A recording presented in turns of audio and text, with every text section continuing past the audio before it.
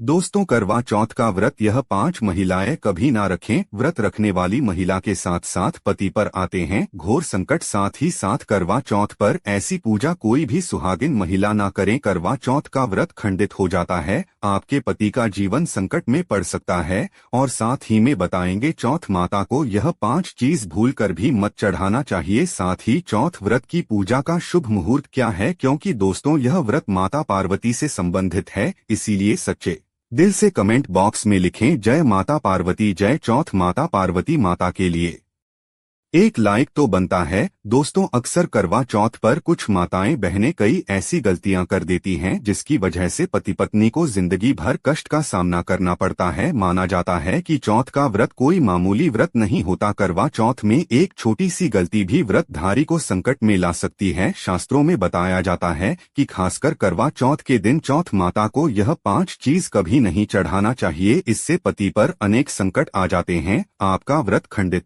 हो जाता है। दोस्तों, इस बार साल 2025 में करवा चौथ 10 अक्टूबर दिन शुक्रवार को पड़ रही है। पूजा का शुभ मुहूर्त है 5:16 से लेकर 6:29 तक रहेगा। दोस्तों, शुभ मुहूर्त के अनुसार पूजा पाठ करने का फल कई लाख गुना प्राप्त होता है। इस बार चांद निकलने का समय है रात्रि में 8:13 पर। दोस्तों, दुनिया इधर उधर हो जाए लेकिन इस बार चांद अपने समय पर ही दिखाई देगा। दोस्तों, अब जानते हैं करवा चौथ पर चौथ माता को ऐसा क्या नहीं चढ़ाना चाहिए जिससे कि किसी प्रकार का पाप ना लगे। खासकर करवा चौथ पर ऐसी पूजा किसी भी सुहागिन महिला को नहीं करना चाहिए। तो चलिए यह बातें भी जान लेते हैं। आइए जानते हैं, जिस महिला का तलाक का हो चुका है ऐसी महिला चौथ का व्रत ना रखें। वही दोस्तों, करवा चौथ में इस बात का भी ख्याल होना चाहिए कि महिलाएं काला और सफेद रंग के कपड़े भूल से भी ना पहने। सफेद रंग विधवा होने की ओर संकेत करता है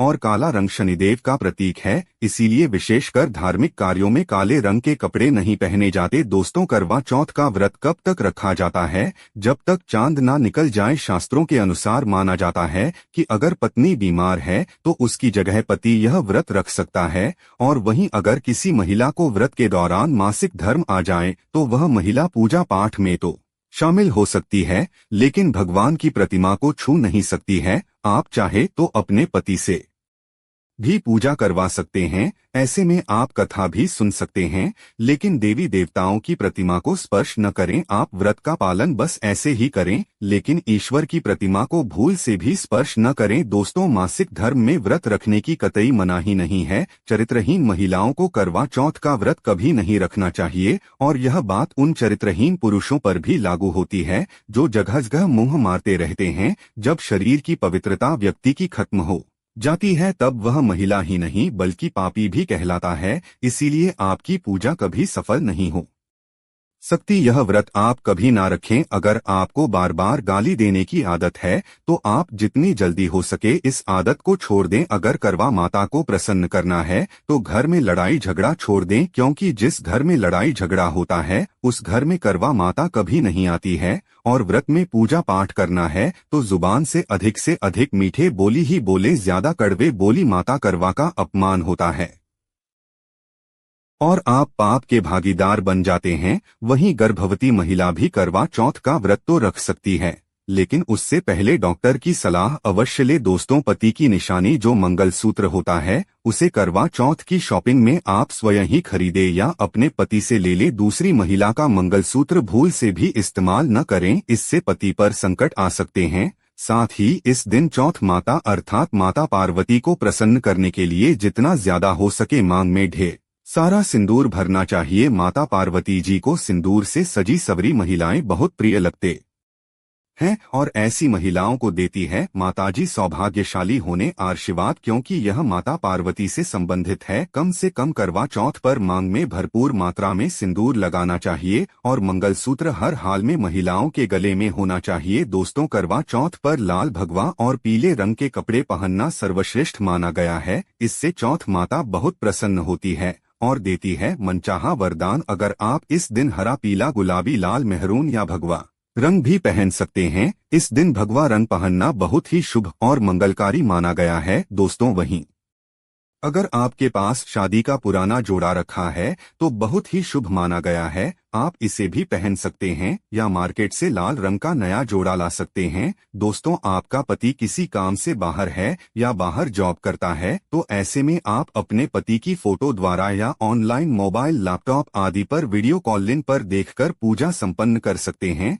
ऐसी पूजा भी फलीभूत मानी गई है। दोस्तों, अब बात करते हैं चौथ माता को कौन सी चीज भूल से भी नहीं चढ़ाना चाहिए। जब आप करवा चौथ की पूजा का सामान खरीदे तो याद रहे सिक्के या तिलियां टूटी हुई नहीं होनी चाहिए। इन सिक्कों की संख्या 7 भी हो सकती है और कुछ लोग 8 सिक्कों को भी इस्तेमाल करते हैं। वहीं जब आप बाजार से मिट्टी का करवा खरीदे तो चटका हुआ नहीं होना चाहिए। टूटा तथा खंडित करवा चौथ माता को चढ़ाने से व्रत टूट जाता है, क्योंकि चटका हुआ करवा खंडित माना गया है। चौथ माता को जब आप श्रृंगार का सामान चढ़ाएं तो नया सामान ही चढ़ाएं। ध्यान से देखें, चूड़ियां टूटी हुई नहीं होनी चाहिए और आप भी टूटी और चटकी हुई चूड़ियां ना पहने। वही करवा चौथ में छलनी का बहुत बड़ा योगदान है। बिना इसके आप कभी भी करवा चौथ की पूजा कर ही नहीं सकते, क्योंकि इससे चांद को देखा जाता है। टूटी हुई छलनी नहीं होनी चाहिए। आप चाहे तो पिछले साल की पुरानी करवा चौथ की छलनी इस्तेमाल कर सकते हैं या आप बाजार से नई भी ला सकते हैं। दोस्तों, चौथ माता को जब भी भोग लगे तो फलों में 5 रंग के फल होना चाहिए और मिठाइयाँ भी 5 रंग की होनी चाहिए। यह बड़ा ही शुभ माना गया है। फलों में खासकर चौथ माता को भूल से भी नाशपाती ना चढ़ाएं, यह शुभ नहीं माना जाता। आप अपने माँ के अनुसार रख सकते हैं। करवा चौथ में इस्तेमाल होने वाले अक्षत यानी चावल बाजार से खरीदे और चावल टूटे फूटे नहीं होने चाहिए। चावल साफ और सफेद होने चाहिए। चौथ माता को जब आप नारियल अर्पित करें तो जटा वाला यानी पानी वाला नारियल होना चाहिए। चौथ माता को लाल रंग की चुन्नी चढ़ाना सर्वश्रेष्ठ उत्तम माना गया है। करवा चौथ की पूजा स्थान के आसपास झाड़ू पोछा नहीं होना चाहिए और वहां से जूते चप्पल भी दूर हटा दें, इसे पाप लगता है, व्रत टूट जाता है। चौथ माता भी ऐसी पूजा में शामिल नहीं होती। करवा चौथ की पूजा में चौकी हमेशा लाल कपड़े से लगाएं। इस बात का आपको विशेष ध्यान रखना है। चौथ पूजा के लिए जब आप करवा चौथ का फोटो लेंगे तो फोटो फटी हुई नहीं होनी चाहिए। दोस्तों, फोटो पर फूलों की माला अवश्य चढ़ाना चाहिए। करवा चौथ की पूजा में कथा अवश्य सुनी चाहिए या पढ़नी चाहिए। जब आप कथा सुने तो आपकी मुट्ठी में थोड़े अक्षत होनी चाहिए। दोस्तों, कथा आप वीडियो द्वारा भी सुन सकते हैं, जो कि हम चौथ व्रत से एक दिन पहले चैनल पर वीडियो में डाल देंगे, इसीलिए तुरंत चैनल को सब्सक्राइब कर लीजिए। करवा चौथ की पूजा में 16 श्रृंगार आदि के साथ चौथ माता की पूजा करनी चाहिए और अंत में चांद की पूजा करनी चाहिए। इस बात का विशेष ध्यान रहे कि अगर आपका करवा चौथ का व्रत है तो मन में खाने के प्रति किसी प्रकार की लालसा न रखें, अर्थात जब तक पूजा संपन्न ना हो जाए तब तक भोजन को देखकर अपना मन अपवित्र ना करें और जब पूजा संपूर्ण हो जाए तब खाने की थाली नंद या सास को दी जाती है। साथ में थाली में दक्षिणा स्वरूप भेंट जरूर डालें और सासू माँ से आशीर्वाद लेना ना भूले। अंत में पति के साथ भोजन ग्रहण अवश्य करें और अगर आपका पति आपके पास नहीं है या किसी काम से बाहर हो तो ऐसे में आप अपने पति का नाम लेकर भोजन ग्रहण कर सकते हैं। व्रत संपूर्ण और सफल हो जाता है। करवा चौथ का व्रत केवल भूखे प्यासे रहने का नहीं, प्रेम, संयम और आस्था का उत्सव है। इस दिन जो कुछ खाया जाता है वह सिर्फ भोजन नहीं होता बल्कि पूरे दिन की ऊर्जा और भावना का आधार बनता है। सुबह सूर्योदय से पहले खाए जाने वाली सरगी इस व्रत की शुरुआत करती है। सास के हाथों से बनी यह सरगी अपने आप में एक आशीर्वाद होती है। इसमें से वही दूध, मेवे, फल, हल्का पराठा, पूरी सब्जी और थोड़ा मीठा शामिल होता है ताकि दिन भर स्त्री को ऊर्जा मिलती रहे और शरीर में पानी की कमी महसूस ना हो। कहा जाता है कि सरगी केवल स्वाद नहीं बल्कि उसे प्रेम और आशीर्वाद का प्रतीक होती है जो एक माँ अपने बहू के लिए देती है। इसके बाद पूरा दिन बिना अन्न और जल के उपवास में बीतता है। इस समय मन को शांत रखना और खुद को भक्ति में लगाना सबसे अच्छा होता है। धूप या मेहनत वाले कामों से बचना चाहिए ताकि शरीर का संतुलन बना रहे। जब शाम होती है और चांद निकलने का समय आता है तब वातावरण में एक अलग सी पवित्रता घुल जाती है। सजीदजी स्त्रियों जब छलनी से चांद और फिर अपने पति का चेहरा देखती है तो वह पल केवल पूजा का नहीं बल्कि प्रेम, की पराकाष्ठा का होता है। इसके बाद जो भोजन किया जाता है वह व्रत का सबसे पवित्र हिस्सा होता है। व्रत खोलते समय भोजन हल्का और सात्विक होना चाहिए। पहले पति के हाथों से पानी पीना और फिर पहला निवाला खान इस परंपरा की आत्मा है। उसे थाली में रखी फैनी, दूध, फल, खिचड़ी या दाल चावल केवल पेट नहीं भरते बल्कि पूरे रिश्ते को प्रेम से भर देते हैं। दिन भर का उपवास शरीर को कमजोर कर देता है, इसलिए व्रत खोलते समय तला भुना होना या बहुत मसालेदार खाना नहीं खाना चाहिए। धीरे धीरे हल्के भोजन से शुरुआत करनी चाहिए ताकि पाचन पर कोई असर न पड़े। करवा चौथ का पहला वाला आशीर्वाद होता है बाद, जिसमें प्रेम, श्रद्धा और सच्चे समर्पण की मिठास खुली होती है। इसी भावना से यह व्रत पूर्ण होता है। करवा चौथ हमें यह सिखाता है कि रिश्तों की भूख केवल खाने से नहीं बल्कि दिल से निभाए गए व्रत से मिटती है। तो इस बार जब देखें और पहला निवाला खाएं, याद रखें करवा चौथ का असली स्वाद उस प्रेम में है जो हर निवाले के साथ आपके रिश्ते को और गहरा बनता है। करवा चौथ की पूजा हो जाने के बाद सीताफल अवश्य खा लेना चाहिए। इसमें माता पिता का आशीर्वाद मिला हुआ होता है।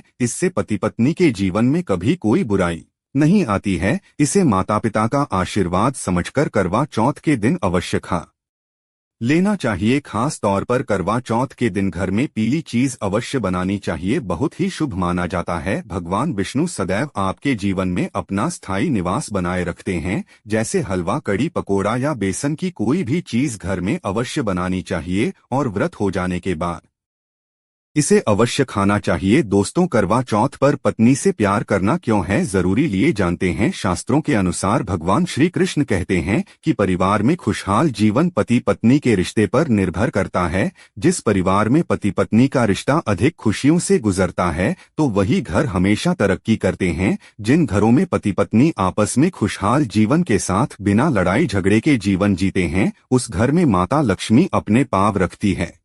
पति पत्नी के बीच में अगर प्रेम संबंध होंगे तो उस घर की नकारात्मकता अपने आप खत्म हो जाती है, नष्ट हो जाती है। दोस्तों, दूर दूर तक उस घर के आसपास सकारात्मकता होता ही रहता है, जो कि भगवान कृष्ण के हिंदू धर्म शास्त्रों में कहा गया है कि पत्नी एक देवी का रूप होती है। अगर उस देवी को घर में ना सताया जाए, उस देवी को घर में खुश रखा जाए और उस देवी के साथ प्यार के लम्हों के साथ हर एक रात खुशी से बीते जाए तो घर स्वर्ग बन जाता है। ऐसे घरों में देवी लक्ष्मी अपनी कृपा सदैव बनाए रखती हैं। ऐसे घरों में देवी देवता खुश रहते हैं। ऐसे घरों में कभी भी गरीबी नहीं आती। जिस घर में पत्नी खुश रहती है, जिस घर में औरत खुश रहती है, उस घर में महालक्ष्मी खुद अपना वास बना लेती है और उस घर में देवी माँ अपने चरणों से घर को स्वर्ग बना देती है। दोस्तों, अगर आप भी अपने घर की औरतों को खुश रखते हैं और आप अपने घर की औरतों को खुशहाल जीवन जीने की आजादी दे देते हैं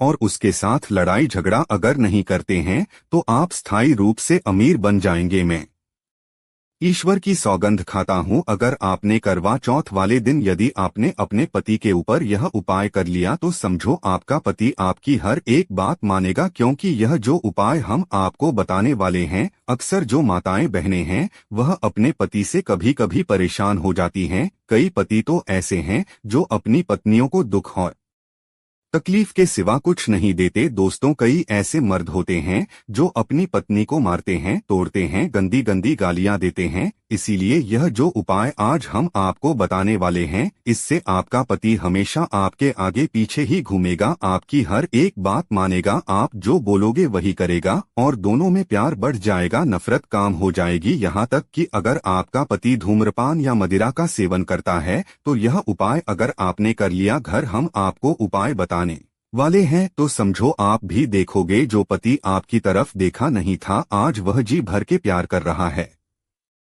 तो चलिए जानते हैं जबरदस्त उपाय। दोस्तों, सबसे पहले आपको 2 हरी इलायची लेना है और जब आप करवा चौथ की पूजा करें तब आप चौथ माता के चरणों में 2 हरी इलायची कटोरी में डालकर माँ के चरणों में माता को अर्पित कर दें। इलायची अर्पित करते समय चौथ माता को बोले हैं, चौथ माता मेरे पति को सही मार्गदर्शन दें, मेरे दुखी जीवन में खुशी का संचार करें। और बोले हैं, चौथ माता यदि मेरी इच्छा पूर्ण नहीं हुई तो यह तेरी लाली का जीवन व्यर्थ है।